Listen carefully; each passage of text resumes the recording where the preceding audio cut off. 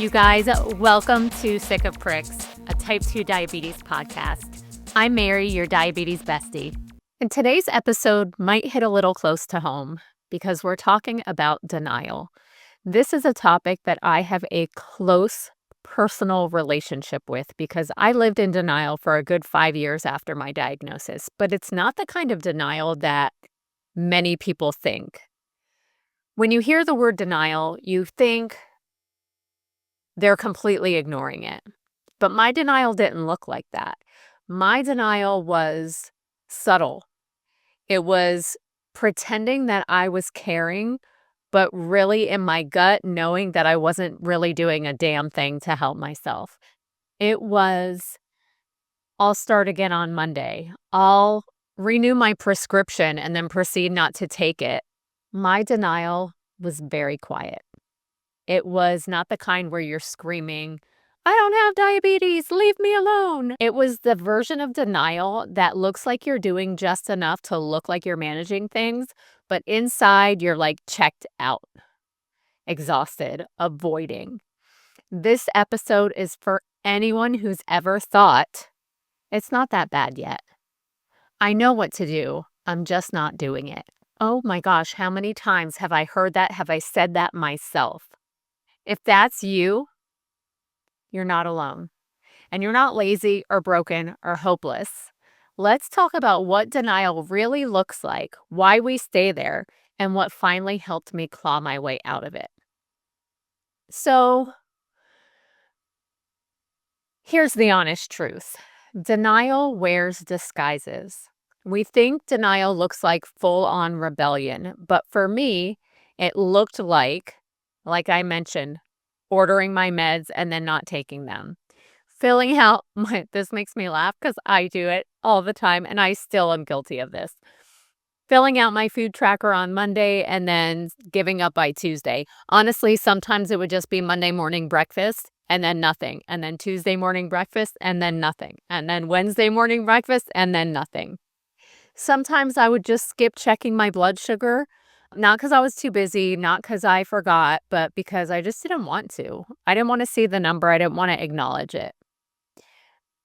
Then telling people I was taking care of myself when I knew I really wasn't. And it wasn't just lying to other people. I was lying to myself. I wanted to believe that I was doing okay, that I had time, that things weren't that bad yet. But here's the truth, you guys. I wasn't okay. I wasn't doing fine. I was coasting, and I knew it. But here's why I stayed there. Denial is about protection, survival, overwhelm, shame. I stayed there because I didn't want to feel like a failure. I didn't want to feel judged by doctors, by families, by myself. I was already doing so much just to get through daily life, and diabetes felt like just one more thing. I had just gotten married. We were trying to start a family. I was teaching elementary school. Like life was lifing, and I just felt like I couldn't add on another thing. I didn't know back then, you're talking 26 years now, I didn't know really what self-care was beyond massages and pedicures. I didn't realize that self-care just meant taking care of yourself. I told myself, if I don't check my blood sugar, I won't be disappointed. If I don't try, I can't fail. And if I don't look at it, maybe it'll go away. Probably the stupidest thought I've ever had. Because spoiler alert, it did not go away. But denial gave me a break from feeling like crap about myself until it didn't. Okay, so let's talk about the consequences of denial that no one talks about. When you stay in denial for too long, it's not just about your blood sugars. It's not just about the complications down the road. It's the mental and emotional toll that starts to stack up. You feel disconnected from your own body. You lose trust in yourself. And you stop showing up in other areas of your life because that avoidance, it spills over and leaks into everything. I didn't just stop checking my numbers. I stopped checking in with myself. And over time, that disconnect grows. You stop noticing how tired you are. You normalize the brain fog, the mood swings, the exhaustion, and you convince yourself this is just my life now. But it doesn't have to be. So, what changed for me? Honestly, it was not dramatic. I did not have an ER visit or a devastating complication scare. There was just this quiet, sinking feeling that I was getting used to feeling miserable. I remember one night sitting on the couch, scrolling Facebook with a headache, no energy, bloated, irritable, and thinking, is this it? Is this how I'm going to feel for the rest of my life? And that terrified me more than any complication could. That night, I made 2 promises to myself. The first one, start paying attention. The second, make the appointment you've been avoiding and keep it. No canceling. Because I was an expert at making the appointment and then not showing up. I didn't need to fix everything in that moment. I didn't have to go full on warrior on a mission. Just pay attention. And I did. I started noticing how foods were making me feel. I tracked my numbers without judging myself. That was a process. It didn't happen overnight. I started asking, what do I need right now instead of what should I be doing? I stopped shoulding on myself. That was the shift from shame to being curious about what was going on with my body and how I was feeling. I stopped punishing myself and started caring for myself because you can't punish yourself well. You have to love yourself there. So, what did coming out of denial actually look like? Here are some things I did not do to start living in the present and tackling my diagnosis in a sustainable way. I did not go low carb / keto / carnivore / whatever way of eating overnight. I did not throw away all my favorite foods. I did not suddenly become this super motivated and energized person. That's reality. I didn't do any of those things. Here's what I did do.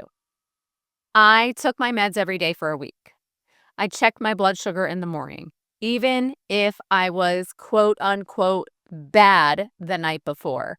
How many of us avoid our numbers when we know we've eaten in a way that doesn't support regulated levels? I know I used to do that. I'd be like, oh, I had ice cream. I'm just not going to check in the morning. I forgave myself for not starting sooner. Here's my reality. I was diagnosed when I was 21. I ignored it for a while, right?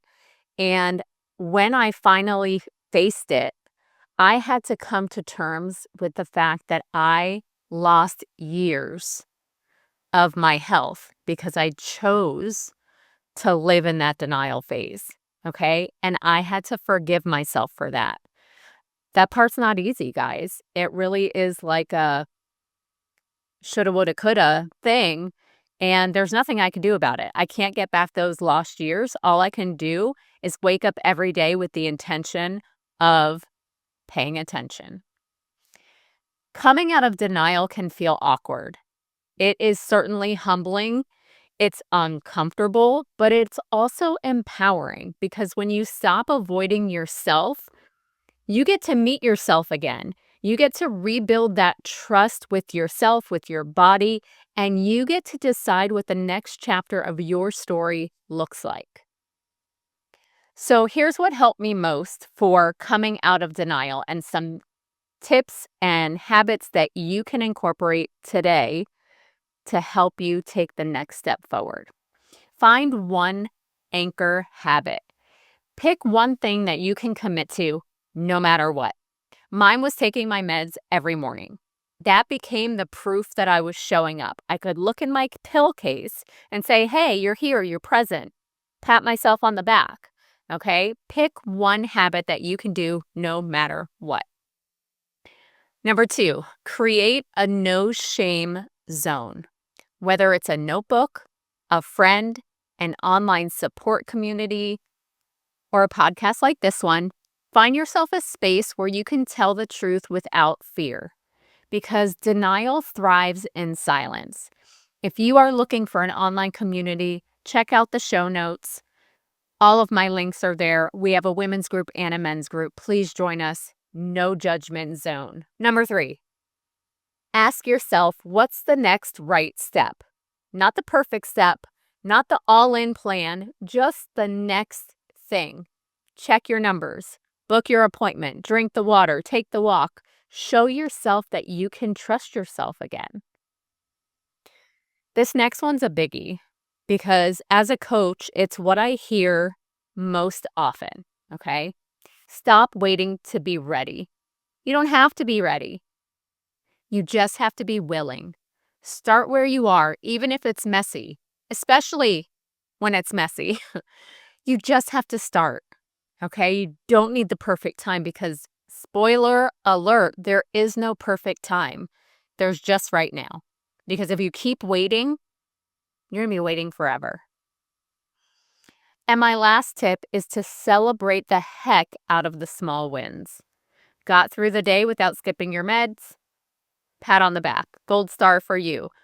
Caught yourself before you started that negative self-talk spiral? Gold star for you. Every little act of showing up chips away at that hold that denial has over us. Denial isn't some character flaw. It's how we survive when things feel just too heavy for us. But survival mode is not meant to be a permanent address. If you've been stuck going through the motions, I get it. I've been there. But listening to this, that's not nothing. That's a spark. So here's the invitation.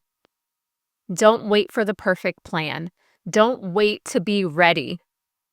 Just do the next right thing and keep doing it until it feels like momentum. You don't have to get it all right. You just have to stop ghosting yourself and start paying attention. Until next time, take care of yourself. You're worth the effort on the good days and especially on the hard ones. Thanks for listening, and I'll see you next time.